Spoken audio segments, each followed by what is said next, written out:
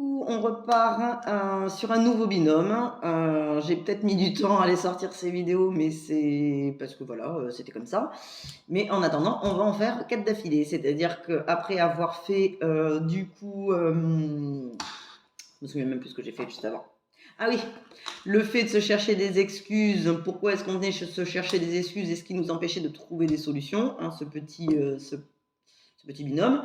On part sur d'autres choses qui étaient en suspens, hein, et que j'ai gardé quand même sous le coude, à savoir les regrets et les remords. On nous dit souvent qu'il vaut mieux avoir des remords que des regrets. On entend par là qu'il vaut mieux avoir tenté, osé, essayé, quitte à louper ou ne pas y arriver, à avoir les résultats escomptés, plutôt que d'avoir les regrets de ne pas avoir essayé et de se sentir coupable de ne pas savoir ce que ça aurait pu donner. Bref, on va aller chercher ce qu'il y a à comprendre sur le fait d'avoir des remords et sur le fait d'avoir des regrets. On va commencer justement par les regrets, parce que déjà c'est ce qui me parle moi personnellement le moins. Donc c'est ce qui donc m'intéresse le plus pour que je comprenne aussi davantage. Et on finira sur les remords. Hein. Très bien. Allez, on passe à la demande. Je demande l'autorisation de procéder au transfert de l'énergie des regrets que nous venons tous nourrir à un moment donné dans notre vie, peu importe le domaine. Sur moi-même, ai-je l'autorisation de procéder à ce transfert? C'est oui. Par changement du muscle indicateur, montre-moi que le transfert est effectué. Ok, je suis Adeline. C'est non, je suis l'énergie des regrets. C'est oui. Très bien. Allez, qu'est-ce qu'il y a à comprendre sur les regrets? Maître du cœur, cœur, estomac, triple réchauffer, intestin, gravé, un rate. Poumon, foie, vésicule biliaire, gros intestin. Donc je le rappelle une fois de temps en temps, hein, ces vidéos à la base sont pour moi aussi, pour avoir ma bibliothèque d'informations. Mais bon, pour tous ceux que ça intéresse, là je parle de médecine traditionnelle chinoise avec les méridiens d'énergie et leur symbolique. Donc là, on est sur la rate. La rate nous parle d'analyse. Hein. Elle nous dit que, oh là là, c'est parce qu'on voit ce qu'on perd et pas ce qu'on gagne. On voit le mauvais côté des choses. On voit le côté noir et pas le côté blanc. Hein. Et que c'est ça qui fait qu'on va plus facilement avoir des regrets.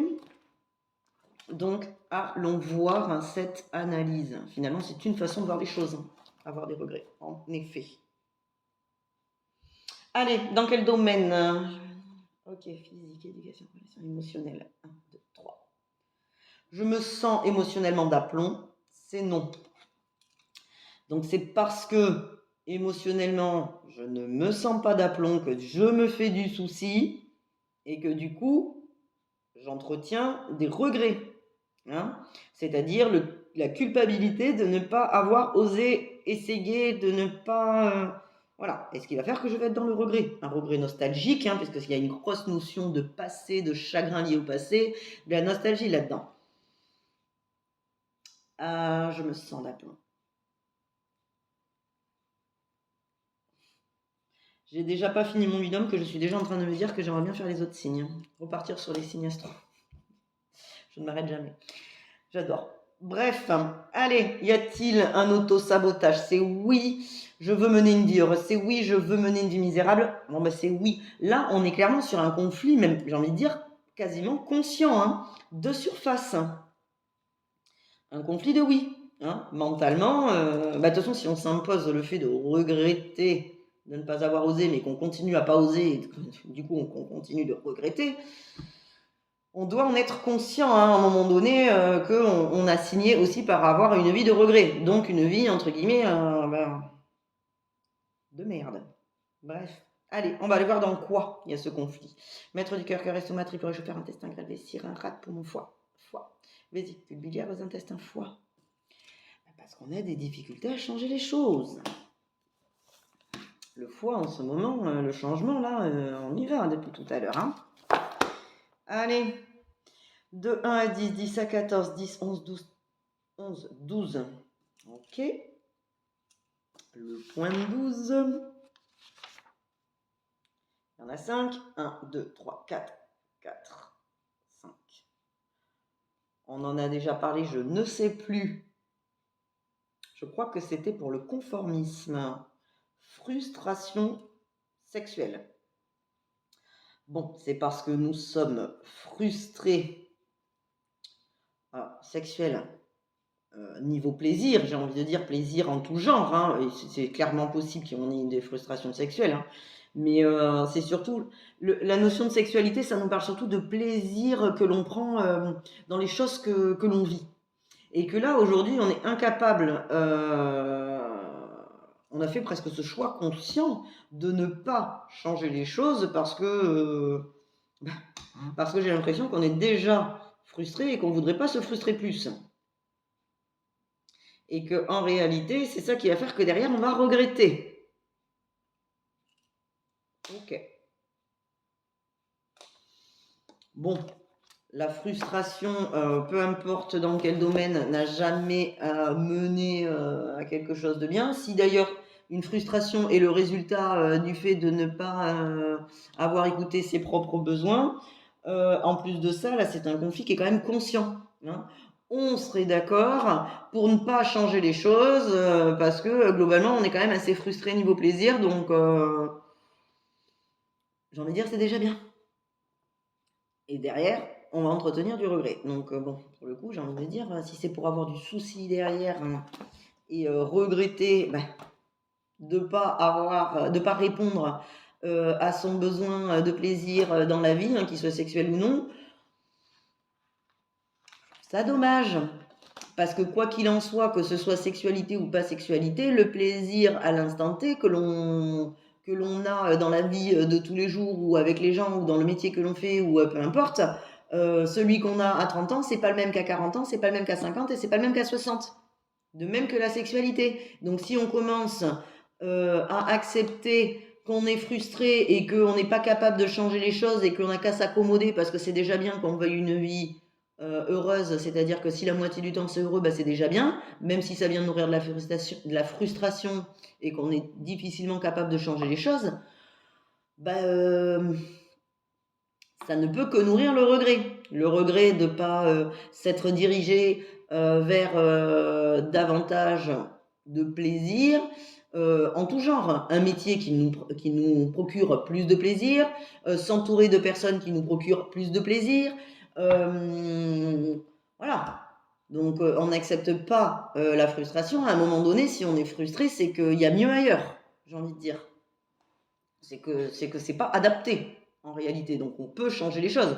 C'est du gagnant-gagnant, encore une fois, hein. Si on change les choses et qu'on part sur une base de sexualité, c'est gagnant pour tout le monde. Ok, donc si c'est bon, j'ai noté. Quel serait donc du coup le sentiment qui viendrait parasiter tout ce potentiel de ne pas avoir de regrets, d'être bien, de se sentir d'aplomb, de ne pas être frustré, de pouvoir changer les choses. On va aller voir conscient, subconscient. Ok, hostilité, peur de perdre. Ok, donc j'ai peur de perdre plus. C'est pour ça que j'accepte cette frustration parce que j'ai peur de l'être encore plus frustré. 1, 2, 3, 4, 5. 5. 1, 2, 3, 4, 5. Ok, je suis menacé dans la peur de perdre. Donc, parce que je me sens menacé de perdre plus. Donc, je vais m'adapter à ce qui est déjà bien, quitte à ce que ça me frustre. Et derrière, ça va entretenir du regret de ne pas l'avoir vécu, de ne pas avoir osé. Pour le coup, changer les choses qui nous permettraient d'avoir un mental apaisé parce qu'il est au clair avec ce sentiment émotionnel d'être à plomb, d'être aligné. Mental clair parce que mon émotionnel est d'aplomb, que je suis capable de changer les choses parce que si je suis frustré, c'est que c'est pas le signe qu'il faut que je m'adapte. Et ainsi, je ne suis pas menacé de perdre plus. Je ne me sens pas menacé. Alors soit on est menacé par les autres, ou soit on se sent menacé nous-mêmes. Bon, ça fait écho à un sentiment du passé, la peur de perdre, hein. La peur de perdre, c'est un sentiment de l'enfance, probablement même l'adolescence. C'est-à-dire j'ai peur de perdre plus. Là, non. Non. À un moment donné, on est adulte. Alors, à voir, hein, si on est adulte, on est adulte. Hein. Si on est enfant, bon, j'ai envie de dire, voilà, c'est normal d'être un peu frustré. Hein. Ça le sera de moins en moins. C'est comme ça qu'on grandit. Hein. La frustration nous sert à justement voir que ce n'est pas adapté et que si on est frustré, c'est qu'il y a quelque chose de mieux ailleurs. Hein. Ça, voilà. Mais ça n'empêche qu'à un moment donné, si on est adulte, on n'a pas à avoir un comportement d'enfant et de se satisfaire comme on aurait pu se satisfaire étant enfant de la frustration d'avoir une boule de glace au lieu de deux, ou de ne pas avoir de popcorn au cinéma, enfin bref, peu importe. Hein, niveau plaisir. Est-ce qu'on est pile poil en face? C'est oui. Alors, ok, il y a 2 mots. Ok, je suis brave dans l'assurance, c'est non. Alors, courageux, c'était oui, mais brave, c'est non. Donc, la différence, ça va être, je note une petite seconde, c'est que faire preuve de courage ou être courageux, c'est voilà, c'est se conditionner à y aller. Moi, c'est comme ça que je le vois, donc c'est comme ça que je le traduis, puisque quand ça apparaît, c'est en fonction de mon point de vue, puisque c'est chez moi. La bravoure, c'est voilà, c'est quand même au-delà du courage, à mon sens. C'est comme ça que je viens d'expliquer, et parce que c'est comme ça que je le soumets au cabinet, et que je dis, pour vous, c'est quoi la différence entre la bravoure et le courage? Et on me dit, le courage, c'est voilà, je m'y mets, j'ai peur, mais j'ai le courage de le faire. La bravoure, c'est un peu plus d'instinct, c'est un peu plus naturel. Moi, j'avoue, je colle complètement avec cette explication qui m'a été fournie à plusieurs reprises. Elle me colle aussi. Donc, je la garde. Et c'est là que je fais la distinction quand je suis seule face aux informations que je viens capter. Ici, c'est se sentir profondément brave dans l'assurance.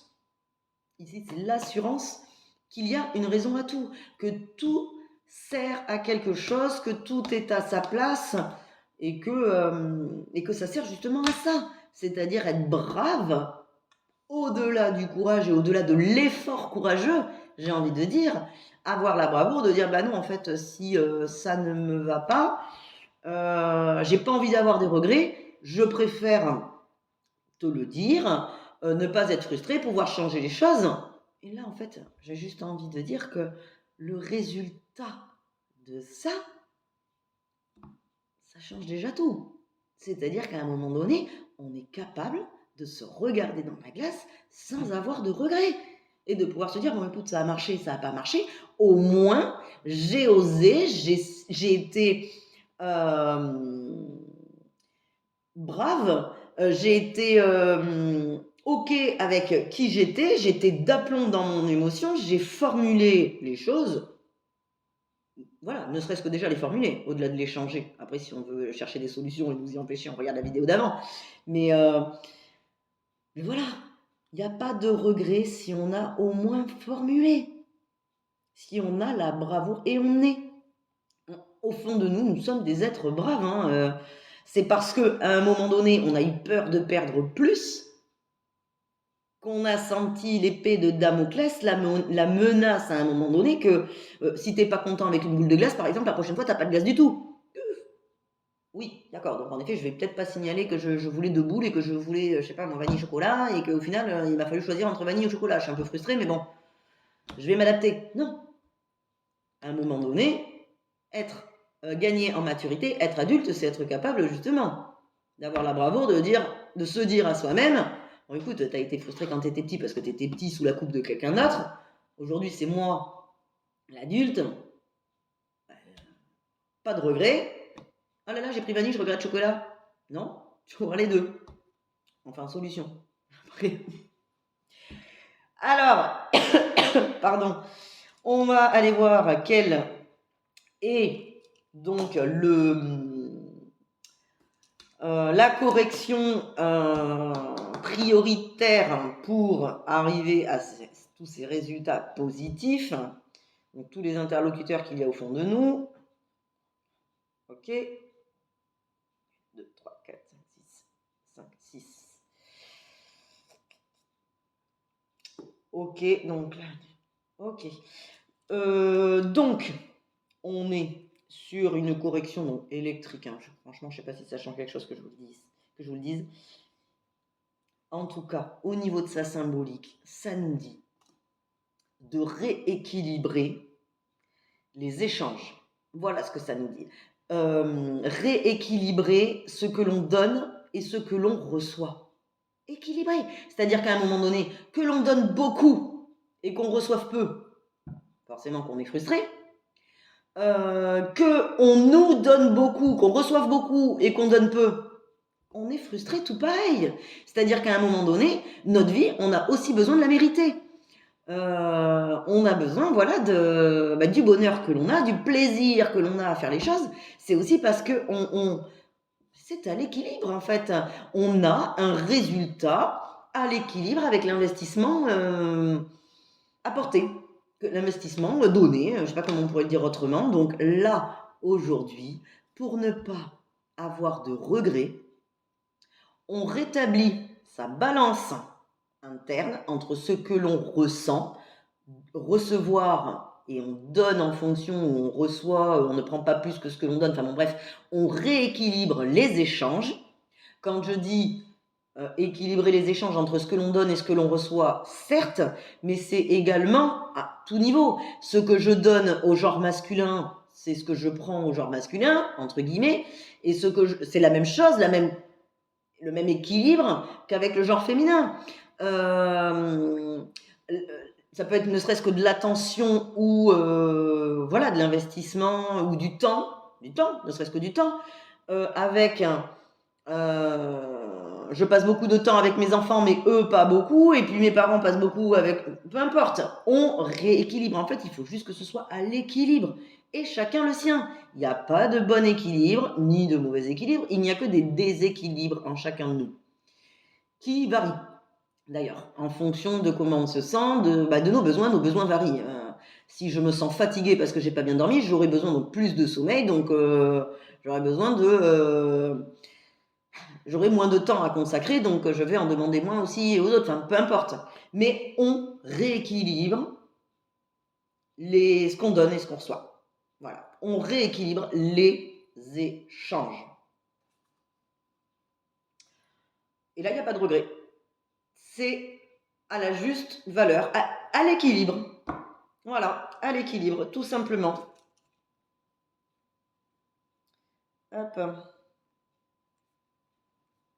Je le note parce que il est probable que je me relise, même si je fais des vidéos. Très bien. Est-ce qu'on sait tout ce qui est à savoir là-dessus? Oui. Très bien. Je suis brave dans l'assurance? Oui. Quand on rééquilibre ce qu'on donne et ce qu'on reçoit et que c'est juste, en fait, ça nous parle de justesse. Quand c'est juste pour nous, on a l'assurance que c'est OK, quoi. Qu'on peut faire justement preuve de bravoure et ce n'est plus une assurance courageuse ou une énergie que l'on vient nourrir. C'est un état de fait. Hein, dans l'assurance que c'est normal, que c'est juste. Parce que j'ai précédemment équilibré les choses en moi. Je suis dans l'assurance que c'est juste et je peux faire preuve de bravoure. Jusque-là, c'est bon. Je veux mener une vie heureuse, c'est oui. Je veux mener une vie misérable, pour le coup, c'est non. Il n'y a donc plus de frustration sexuelle ou de plaisir, peu importe. Ça se résout tout seul. Et je me sens émotionnellement d'aplomb, c'est oui. Donc c'est OK, on a fait le tour. Il n'y a donc pas de regret, de regret nostalgique, de ne pas avoir osé et tout. Si on analyse les choses, si on équilibre les échanges, si on récupère, en rééquilibrant les échanges, on se sent dans l'assurance que c'est juste et on fait preuve de bravoure. Du coup, on est OK que pour une vie heureuse et pas une vie malheureuse. On est émotionnellement d'aplomb et au clair dans notre mental. Ainsi, il n'y a pas de regret. On a fait le tour, la boucle est bouclée. Voilà, merci beaucoup. À tout de suite pour les remords. Au revoir.